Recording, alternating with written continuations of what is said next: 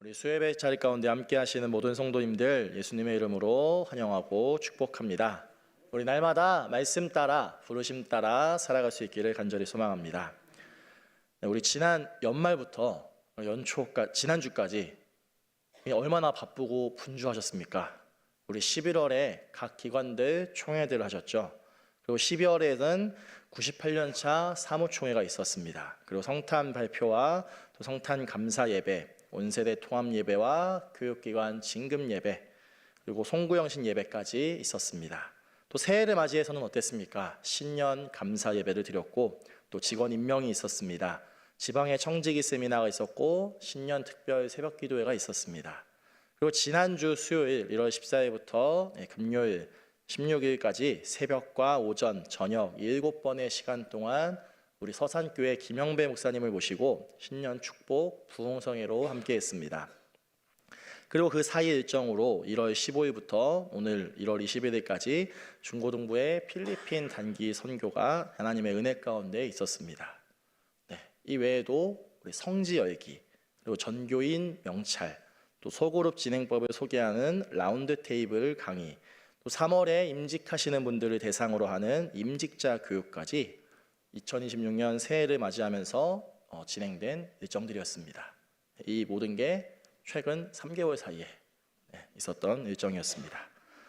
바쁘고 분주하다 보면 어떻습니까? 별거 아닌 일에, 작은 일에 예민해질 수 있습니다. 그리고 여러 가지를 놓칠 수도 있습니다.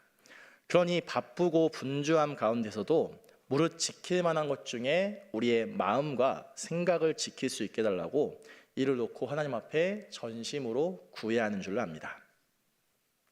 우리가 오늘 함께 나누려고 하는 이 말씀의 제목은 누가 구원했는가입니다. 구원의 주관자이신 분을 분명하게 알고 그 구원이 어떻게 이루어졌는지를 깨달으며 항상 감사함을 나타내며 살아갈 수 있기를 예수님의 이름으로 소망합니다.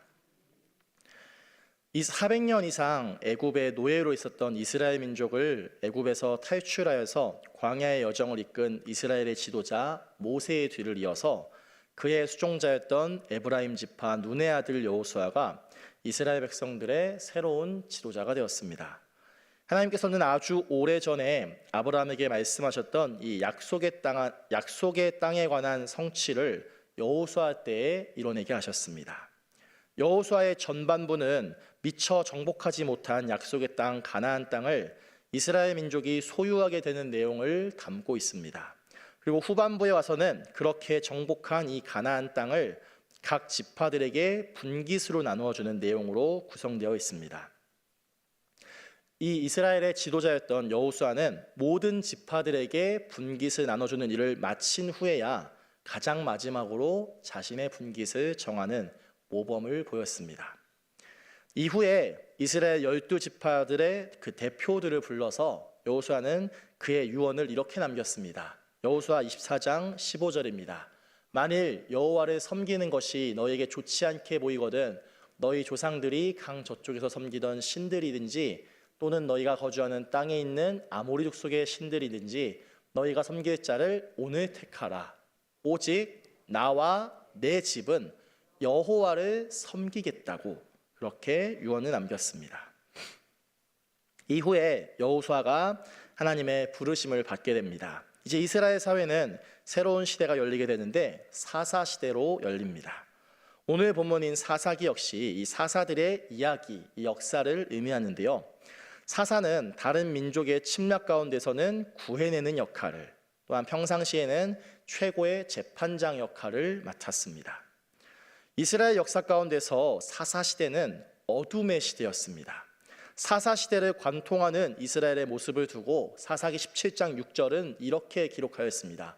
그때에는 이스라엘에 왕이 없었으므로 사람마다 자기 소견에 옳은 대로 행하였다는 겁니다.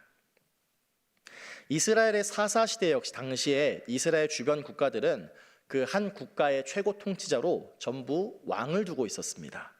왕이 다스리던 주변 다른 나라들과 비교하자면 군사적으로 기술적으로 이스라엘은 약하여서 이 주변 국가들로부터 많은 침략을 받았습니다.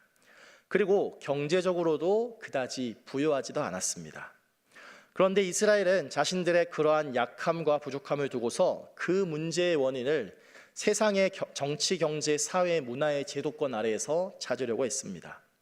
그들에게 왕이 없었다고 하는 이 표현은 실제 이스라엘 역사의 정치 체제가 왕이 없었다고 하는 그 사실을 나타내는 것이기도 하지만 그들의 진정한 왕이었던 하나님을 왕으로 인정하지 않고 그 말씀을 따르지 않았고 행함에 있어서 각자의 소견, 개인의 생각을 기준으로 삼았다는 겁니다. 약속의 땅인 가나안 땅을 정복하고 분배하면서 여호수아가 각 지파의 대표들을 불러서 오직 나와 내 집은 여호와만 섬기겠다고 그렇게 유언했을 때 이 백성들은 어떻게 답하였습니까? 여호수아 24장 16절입니다. 우리가 결단코 여호와를 버리고 다른 신들을 섬기기를 하지 않겠다고 그렇게 주장합니다. 여호와를 버리고 다른 신들을 섬기지 않을 것이라고 주장한 이들의 주장과 다르게 사사시대에 어떤 일이 생겨나게 됩니까? 가나안 땅을 정복했던 이스라엘이었지만 여전히 그 땅에 본토인들은 살아 있었습니다. 그들은 자신들의 가치와 문화를 가지고 살고 있었습니다. 분명 하나님께서는 가나안 땅을 정복하면서 그 땅의 사람들, 그러니 하나님을 알지 못하고 믿지 않는 이들을 두고 가나안 땅 가운데 남기지 말라고 하셨습니다.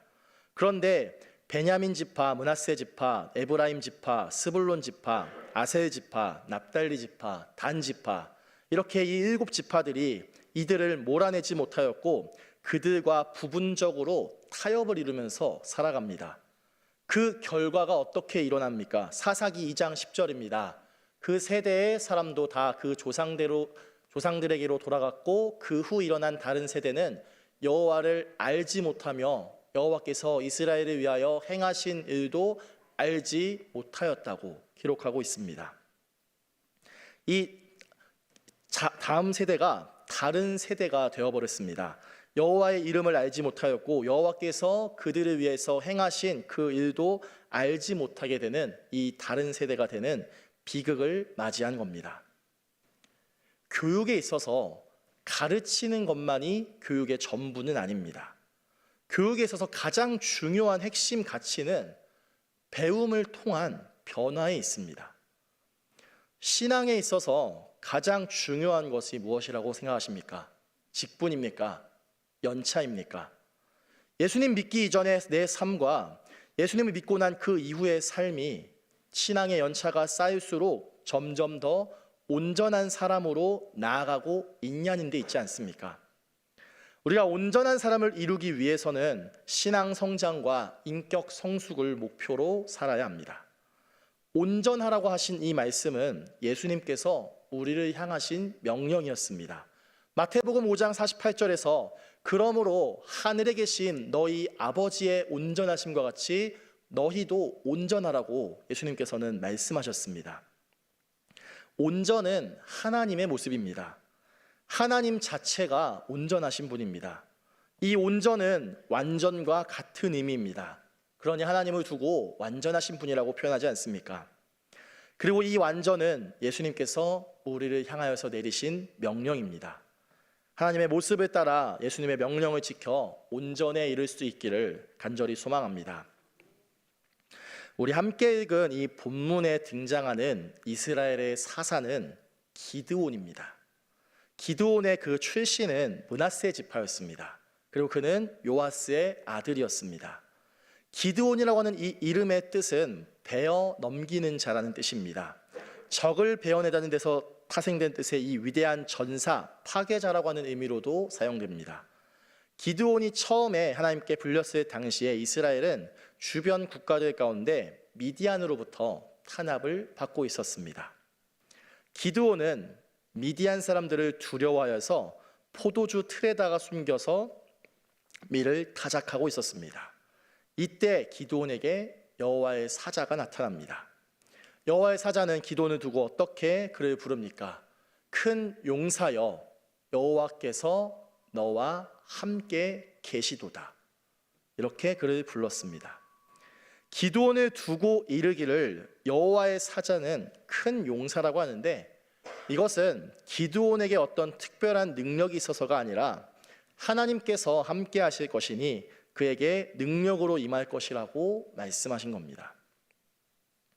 하나님께서 그의 사자를 보내 부르신 이 부르심에 대해서 기드온은 이를 두고 하나님의 부르심에 관한 그 증거를 달라고 그렇게 요구합니다. 먼저는 양 털에만 이슬이 내리고 주변의 땅은 마르게 해달라고 하나님께 구하였고, 그것이 응답되자 이번에는 반대로 주변의 땅은 이슬이 맺히고 양 털이 마르게 해달라고 하는데 역시 응답을 받았습니다. 기드온이 비록 처음에는 겁도 많았고 부르심에 대해서는 의문을 품고 의심하기까지 했지만, 자신을 향한 그 부르심에 확신을 얻게 된 기드온은 이후에 그의 아버지의 집에 있던 바알의 제단과 아세라의 우상을 파괴하였습니다. 이 일로 인하여서 기드온은 여룻바알이라는 별명을 얻게 됩니다. 여룻바알의 뜻은 바알과 다투다는 뜻입니다. 이스라엘을 괴롭히던 미디안을 두려워해서 포도주 틀에 숨어서 밀을 타작하고 하나님의 부르심 가운데도 온전히 순종하지 못하고 의심했던 기드온이 이제는 변화합니다. 기드온의 변화는 그의 안에 있는 하나님의 함께하심에 대한 존재를 분명하게 의식했을 때 찾아왔습니다. 변화의 시작은 변하기를 원하는 그 마음이 진정으로 있을 때 시작할 수 있습니다. 큰 용사로 부르심을 받은 기드온에게 하나님께서는 미디안에 대항할 군대를 준비시키는데, 이때 이스라엘의 군대는 32,000명이 모였습니다. 미디안으로부터 나라와 민족을 지키기 위해서 모인 이 상황 가운데서 하나님께서는 기드온에게 어떻게 말씀합니까? 너를 따르는 백성, 그러니 나라와 민족을 지키기 위해서 모인 이 군사의 수가 너무 많다고 합니다.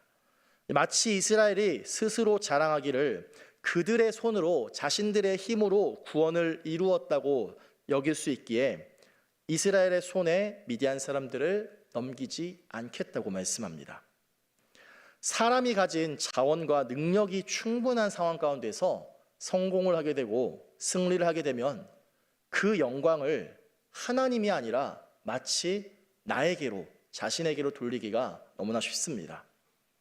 그런데 그러한 태도는 하나님의 영광을 빼앗는 태도입니다. 이사야 42장 8절은 하나님께서 나는 여호와이니 이는 내 이름이라, 나는 내 영광을 다른 자에게, 내 찬송을 우상에게 주지 않으신다고 분명하게 말씀하셨습니다. 모든 존귀와 영광의 대상은 하나님 한 분만이 받으셔야 합니다. 하나님께서 받으셔야 할 그 영광과 찬송을 만약 사람이 가로챘다면 그것은 분명히 죄라는 겁니다. 사람이 하지 말아야 할 가장 큰 착각은 스스로 나의 힘으로 구원을 이룰 수 있다고 여기는 태도입니다. 항상 하나님을 의지하고 더 가까이 나아가야 합니다.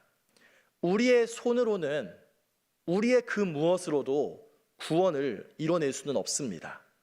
우리의 손뿐만이 아니라 하나님의 손이 아니라 다른 어떤 그 무엇으로는 이 구원을 이뤄낼 수 없습니다. 구원은 철저하게 하나님께 속한 영역이라는 겁니다. 기드온은 이 백성들에게 지금이라도 만약 두려워하는 자가 있다면 이 산을 떠나서 돌아가라고 했는데 32,000명에게 이 말을 전하였더니 떠난 자가 22,000명이었습니다. 32,000명에서 22,000명이 빠졌습니다. 이제 이스라엘의 군사는 10,000명이 남게 됩니다. 10,000명이 남은 이스라엘 군사를 두고서 하나님께서는 여전히 숫자가 많다고 말씀합니다. 그래서 하나님께서는 이 10,000명의 군사를 물가로 데리고 가셔서 그들을 시험하여 남은 자를 가려내십니다. 10,000명의 이스라엘 군사 가운데서 물을 마시는 모습을 두고 그들을 각각 따로 세우게 하십니다. 그 모습은 혀로 물을 핥아서 먹는 자들과 무릎을 꿇고 물을 마시는 자들의 모습으로 나눠졌습니다. 혀로 물을 핥아서 먹은 사람의 수가 300명이었습니다. 그 외의 백성은 전부 무릎을 꿇고 물을 마셨습니다. 10,000명에서 300명을 제외하면 9,700명입니다. 하나님께서는 이제 이 300명과 9,700명 중에서 300명을 남기시고 9,700명에 해당하는 사람들을 그들의 처소와 터전으로 또 보내셨습니다. 여기서 중요한 사실이 한 가지가 있는데, 하나님께서 이 시험을 통하여서 남기셨을 때 그 방법이 어떠한 군사 전술이나 특정한 이론에 근거한 것은 아니라는 겁니다. 이 본문에 관한 바른 해석은 하나님께서 구원을 이루기 위해서 그의 능력과 역사하심을 나타내기 위함이라고 그렇게 해석해야 합니다. 하나님의 구원은 부와 명예를 비롯한 권력이나 다른 어떤 그 무엇도 그의 구원에 영향을 주지 못한다는 겁니다. 당대 제국이었던 애굽에서 400년 이상 노예로 머물던 이스라엘 백성들이 출애굽을 이뤄낸 일과 그들의 추격을 따돌리고 홍해를 건너고 요단강을 건너 약속의 땅인 가나안 땅을 정복한 일은 이스라엘이 가진 힘과 능력이 아니었습니다. 경제적으로 부족했습니다. 군사 기술이나 무기도 없었습니다. 주변 국가들과 비교했을 때 그들은 무엇 하나 내세울 것이 없었다는 겁니다. 그렇지만 그들은 당대의 제국이었던 애굽으로부터 노예를 탈출하게 되고 그들의 군대의 추격도 이겨내게 됩니다. 그리고 도저히 건널 수가 없을 홍해와 요단강을 건너는 데 있어서 누구 하나 다치는 사람도 없었습니다. 가나안 땅에 살고 있던 크고 강한 민족과의 전쟁 가운데서도 승리하지 않았습니까? 모세는 신명기 8장 4절에서 이 광야의 여정을 어떻게 정의하였습니까? 이 40년 동안에 내 의복이 헤어지지 아니하였고 내 발이 부르트지 아니하였다고 이렇게 분명하게 정의하고 있습니다. 출애굽의 사건부터 홍해를 건넌 이후에 40년이라고 하는 광야 여정 가운데서 하나님께서 그들의 생명을 철저하게 지키시고 보호하셨다는 것을 모세는 분명하게 전합니다. 광야라고 하는 여정 가운데서 이스라엘 백성들의 이동수단이 무엇이었겠습니까? 다른 게 있었나요? 두 다리였죠. 네. 걸어갔을 뿐입니다. 낮에는 뜨거운 태양이, 밤에는 어둡고 추위가 가득한 곳이었습니다. 그러니 하나님께서 이 여정 가운데 낮에는 구름 기둥으로 태양을 가렸고 밤에는 불 기둥으로 어둠과 추위를 가리면서 그들을 보호하시고 인도하신 겁니다. 이제 미디안과 전쟁을 앞두고 하나님께서는 32,000의 군사도 수가 많다고 하시고 1만의 숫자도 많다고 하시면서 최종적으로 300명만 남겼습니다. 그렇다면 이 300명의 이스라엘 군사들과 대적하는 미디안의 군사는 몇 명이었습니까? 사사기 8장 10절은 이 미디안의 숫자에 대해서 이렇게 기록하고 있습니다. 이때 세바와 살문나가 갈골에 있는데 동방 사람의 모든 군대 중에 칼든 자 12만 명이 죽었고 그 남은 15,000명가량은 그들을 따라와서 거기에 있다고 기록하였습니다. 두 개의 숫자가 나옵니다. 12만 명과 15,000명. 이 12만 명은 죽은 사람을 일컫습니다. 15,000명은 전쟁에서 지고 남은 패잔병의 숫자입니다. 그러니 이 수를 합치면 얼마가 됩니까? 13만 5천이 되게 됩니다. 물론 이 13만 5천이라는 숫자는 미디안 단독의 군사는 아니었습니다. 아말렉과 동방의 여러 민족의 연합하여서 구성한 총 숫자였습니다. 사사기 7장 12절은 미디안과 아말렉과 동방의 이 모든 사람들이 골짜기에 누웠는데 메뚜기의 많은 수와 같고 그들의 낙타수가 많아 해변에 모래가 많음 같다고 표현하고 있습니다. 이 메뚜기의 많은 수와 같고 해변의 모래처럼 많은 미디안 군대의 수가 13만 5천이었다는 겁니다. 제가 이 기드온에 관한 말씀을 내가 섬기는 우리 유초등부 아이들에게 전할 때 이 숫자가 어떤 숫자인지를 알려주기 위해서 예시로 든 게 있었습니다. 저희 유초등부 아이들은 이제 제 고향이 어딘지 모르는 사람들 없습니다. 제 고향 강원도 삼척인데요. 21세기에 오늘날 삼척시 전체 인구가 6만 명입니다. 그런데 기드온이 활동했던 이 시기는 지금부터 3,000년 전인데 이 시대에 군사의 인구만 10만 명이 넘었다는 겁니다. 네, 이렇게 얘기해 주니까 아이들이 조금 놀라더라고요. 네. 대도시에 살고 계신 분들은 이 숫자가 별로 체감되지 않을 수 있습니다. 그런데 어려서부터 작은 시골에서 자라왔던 저는 이 숫자가 얼마나 큰지 지금도 실감이 됩니다. 13만 5천 명으로 3만 2천 명이 싸운다고 하더라도 4배 이상의 차이가 납니다. 그리고 1만 명으로 줄게 되면 13배 이상의 차이가 나게 됩니다. 그런데 300명으로 13만 5천을 대적하려면 450대 1이라는 비율이 나옵니다.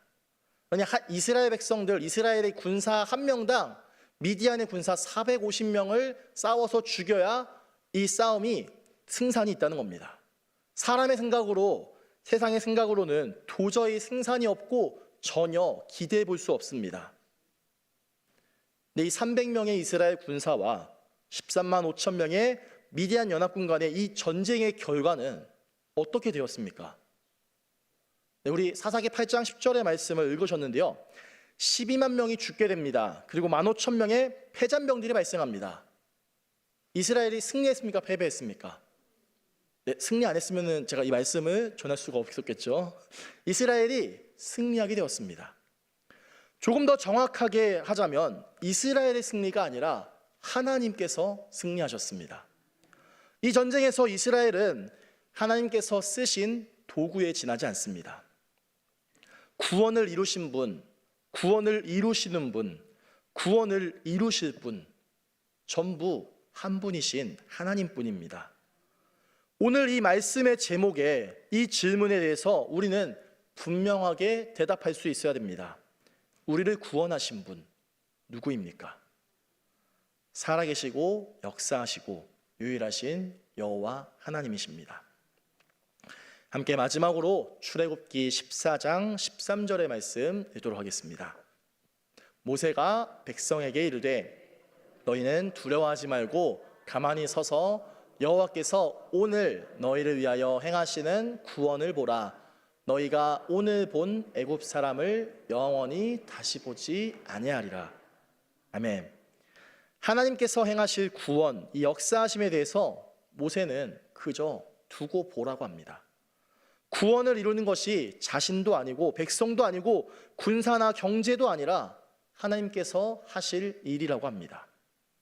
우리의 구원을 위해서 싸우실 하나님의 도우심을 바라보며 값없이 받은 이 구원에 대해서 감사함을 고백하며 살아가는 저와 여러분, 우리 수원교회 모든 성도님들 될 수 있기를 예수님의 이름으로 간절히 축원합니다.